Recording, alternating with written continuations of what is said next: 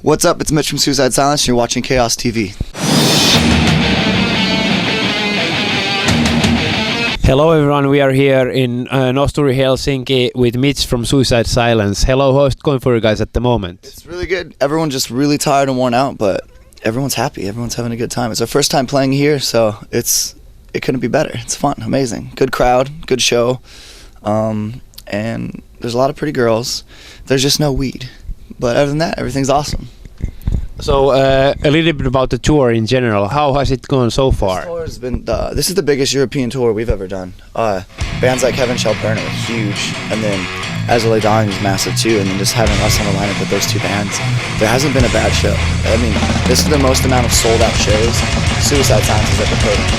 Anyone really. So this whole tour has just been either sold out or just massive. So we're really, really, really happy with it. Couldn't go better as of that. Okay, so let's discuss a little bit about your tattoos. So, how old were you when you got your first one? First one on my shin, it's like my whole shin. I was like 16, almost 17. I was still in high school. And then I got this when I was like, either before or after. I was like 15 years old. They're both old straight edge tattoos because I was straight edge for like 9.5 years. This one's just 3 X's, it says drug free. But I'm not going to get covered up because it was my first tattoo, and it means a lot to me, especially because of being straight edge for 9.5 years. It made me into the person that I am today. Like, without those 9 years in my life, I wouldn't be as successful as I am now, nor would I be the person I am now. So it's a huge amount of respect, and just, I love that tattoo. So before coming like an artist, you were you did a lot of like piercings to people. Yeah. Do you ever like miss those days? Not really at all, because I would just, I don't know, I would be cleaning up other people's messes, and then I'd be piercing people and like getting their blood on me and like cutting people and dermal punching people, and it's just like, it never really panned out. Like, I never really made that much money, and I couldn't see myself still doing that at all. I would be working like a normal job. I couldn't see myself piercing. Maybe tattooing, but not piercing. No way. So what do you think about when people have like suicide tattoos? I love it. That's like the most amount of respect you can give a band that you love. Like, if you're a fan of a band and you show up and you have like, there's people in America that have like a Suicide Silence logo tattooed on their whole throat, and like lyrics like under their eye, lyrics on their chest, lyrics on their arm. And when you see that, you're just, even like portraits of my face or portraits of me singing, it's like, wow, that's the biggest amount of flattery that anybody can get you, because it's better than getting you a gift. It's like, yo, they made your music part of their life for the rest of their life. It's huge. It's huge. Have you ever like regretted on taking some of your tattoos? No. You only live once, man. Everything on my body tells a story. It's just like, I can look back on getting that part colored in and remember the time of year it was, remember the day, remember what happened that day. Same with this, and this is really old, and it's just like, yeah, it's kind of like a big canvas. It's like everyone that tattoos you remember every part, everything about it, and it totally just brings you back. Like, you know when you smell a smell, and you're like, that reminds me of when I was like 5 years old, that day I smelled this before, and your brain goes back and remembers that. Same thing when you get a lot of tattoos. Like, you can look at different parts and just remember different types of your life, different, like all these different throat tattoos. And it's like, oh, I remember that was the day that this happened during this year.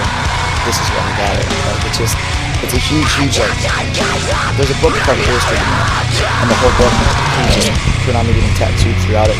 At the end, he's like on his deathbed, and he's just remembering everything through his tattoos. Yeah. And it's kind of cool, kind of like what I can see myself doing in later years. I couldn't see myself removing any or regretting any, because this is like my skin. I'm used to it. It's not like I look at my arm like, oh, look at those tattoos. I see this every day, all day long, for the last like years. So it's just become my skin now. And to be like, oh, now my skin's gone. Like, it'd just be weird. I couldn't handle it. So are there like some places where you wouldn't like to get a tattoo? I'm not going to tattoo my back. I have nothing on my back. Why? Because that's like owning a really cool painting. Like, our drummer Alex painted this, and I'd be like, oh, I got this cool painting, but I'm going to hang it at my fucking great-grandpa's house, and I'm never going to go there and see it. It's like owning a cool piece of artwork that you never have a chance to look at. Like, if it's on your back, I can't fucking see it. Yeah. Like, why would I want to get some really cool shit tattooed on me that I'm never going to be able to see? That I like being able to see everything that I have. Like, oh, that's cool. Oh, yeah. So what is your personal favorite tattoo? Right now, I think my owl, even though it's so far from being done, you got lots to go, like all the color on the sides and over here, and just the color in general, but just what it stands for and how big it is. Like that's the biggest one tattoo I have. What does that owl represent to you? My daughter's nursery has like covered by owls, because owls like are supposed to be like, they look over things and protect things, and my whole daughter's nursery is all owls, so it's kind of like a staple for me to be like, oh, this is like, I'm protecting my daughter. Like that's why there's an owl in me. I'm the owl for my daughter. I protect her and I watch over her. Okay. Your band is often being categorized under the genre deathcore. What do you think about like bands putting under like some certain genre? What's your general opinion about it? For us, I hate it, because it's just, most of it's younger kids just subcategorizing all these different types of new music. But in general, we're just a heavy metal band. We play metal, and it's heavy. Heavy metal. Heavy metal's always been around, and heavy metal will always be around. So describing yourself as a heavy metal band is more of a broad spectrum, and it's cooler than being called a fucking deathcore band, because I think it's dumb. I think it's really dumb. But heavy metal band, we're a heavy metal band, and we're going to continue to be a heavy metal band. Okay. So how far is actually the writing process for your next album? We have a lot of songs written. There's not really a lot of pre-production done. There's pre-production done with no vocals on it. When we come home from this, we have, I think, 4 or 5 months to finish up writing and finish up all the pre-production, and then there'll be new jams coming out. Hopefully around summertime, maybe a little after summer. Do you already have a selected producer for the album? I don't think we settled on anybody yet. There's no one we're 100% with, but we're still shopping around, and at the point we are now in our musical careers, we're almost at the point where we can produce our own record, because we know exactly what we want. Okay. But we still want to have an outside ear on it, because it's always good to have someone that doesn't necessarily make the music you make, but have them help you be like, hey, I got an idea. And it's an idea that no one in our band would ever have, but it's cool to try those outside ideas. Like when we did the record No Time to Bleed with Machine, he had all kinds of spacey out there ideas that were like, whoa, that's crazy, we would never do that, but let's try it. Tried it, whoa, that's so badass. And he would be like, no, that sucks, do it better. And we're like, what the fuck? I'm like, all right, we'll try again. And just having that creative energy, and then that creative like fire under your ass to do better. It's almost like someone pushing, like, do better, you can do better, like a strict parent or a strict teacher. And it normally does get the best out of you when there's someone watching over you, be like, we can make this cooler, we can make this better. Yeah, and it's always good to have like somebody outside. Definitely. Since you will become like blind to your own music. Yeah. I agree. Yeah. So what can you say about the new material? Is it going to be heavier, or? It's seriously just as consistently heavy as Suicide Silence has always been, but the song structures are way more rounded. Like the catchiness, there's more repetition in the catchiness, and way more bounciness, and just kids are gonna love it. I promise. Everyone will love it. It's just a step in the right direction for us. And adding production to the songs that are already written is just gonna make it massive, very massive. Okay, and next about your new side project, Commissioner, yeah, with Big Chocolate. Yeah. How did you ended up into it? Well, he got offered to do a remix, a Suicide Silence remix, and he lives like a block away from me in Huntington Beach, so we live really close to each other. And we met at Starbucks, and we just like kind of like fell in dude love. Like we both like got along perfectly, and like the same shit like I was thinking he'd say. I'm like, whoa, this is weird. Like, all right. And we from then we just started hanging out like every single day and just making music, and it's actually come a long way. We have an EP coming out around Christmas time on iTunes and on Best Buy and Hot Topic in the States, and it's 5 songs, and then one version has one remix song and the other version has another remix song. So it's 6 songs each record, but each one has a different song on it. Okay. And yeah, we're really excited about it, because it's a whole new like genre for us. Like I've never heard anything like what we're creating now, and just being able to like kind of be the first group of people to put out a CD that sounds like that, it's like a staple. It's like, that's cool. Whoa, they did it first. Wow.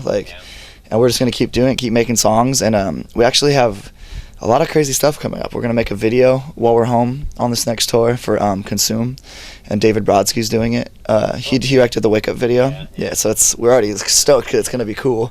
We're just, I mean, there's a lot of cool stuff happening with Commissioner, and we're just gonna keep it going and see what happens. Okay, so those remixes of Suicide Silence songs that Big Chocolate made, Yeah. What kind of response you have already got from those? It's been amazing. Just that style of music in the States is really taking off right now. So everybody that hears it, like, because you can hear the style of singing I'm doing on a dubstep track in a club and be like, oh, this is sick. Like, I'm fucking drunk right now and this is cool. Like, I can bob my head and I'm hearing the kind of singing I like to hear, and he's singing about cool shit, and I don't know, I even enjoy the music that we're making. And most of the time, like, we'll make music, I'm like, I don't know. But I listen to it, I'm like, yes, this shit is tight. Like, and I think that's a good feeling to have about anything you make. So. Don't you think it's like pretty weird if like Suicide Silence fans like those dubstep like remixes? They do. Yeah, but don't you still think that is weird? I don't think that it's weird. I think that it's cool that it's that easy to cross over. Yeah, from being a huge metalhead fan or death metal, whatever style of metal you listen to, and then hearing, hey, I like Mitch's voice. Listen to him. Whoa, this is cool. And there's still the aspect of guitars in it. There's heavy guitars. There's heavy parts. So it kind of and coincides. that means that they don't have like such like strong musical boundaries, basically. Yeah, I think that's the general consensus of most kids now in music. There's no like, I like this kind of music and nothing else. Yeah. Nowadays, it's like, I like this band, this band, this band, this band, this band. I like. Nowadays, I think the people that come to shows, the kids, the adults, aren't so closed-minded. I think it's more so the adults that are really closed-minded. The younger kids are into everything. They like Attack, they like Bring the Horizon, they like Suicide Silence, they like Whitechapel, they like Commissioner, they like dubstep, they like hip-hop, they like everything. I mean, there's so many wide taste. Yeah, and I think the internet has like a ton to do with that, because now kids can access any type of music any time of the day and just play it for free anywhere. And that's totally what made these new combinations of music, you know, where it's like, whoa, it's like hip hop and death metal. Oh, they're like death metal and fucking rap, and this band's like this and this, and there's just so many new aspects of music coming together now that have never been like really meshed together before. I think it's cool. I think it's really cool. Okay, so thank you really much for the chat, and good luck for the rest of the European tour. That Commissioner's thing up when it comes out, and also get that new Suicide Silence. It's gonna it'll be the new record will come out probably before we come back. Okay. So we'll find new shit next time we see you guys. So do you have like any last words you would like to share with the Finnish fans? It's cold here, but you guys are fucking amazing. That was an amazing show. So we can't wait to be back. So thank you very much.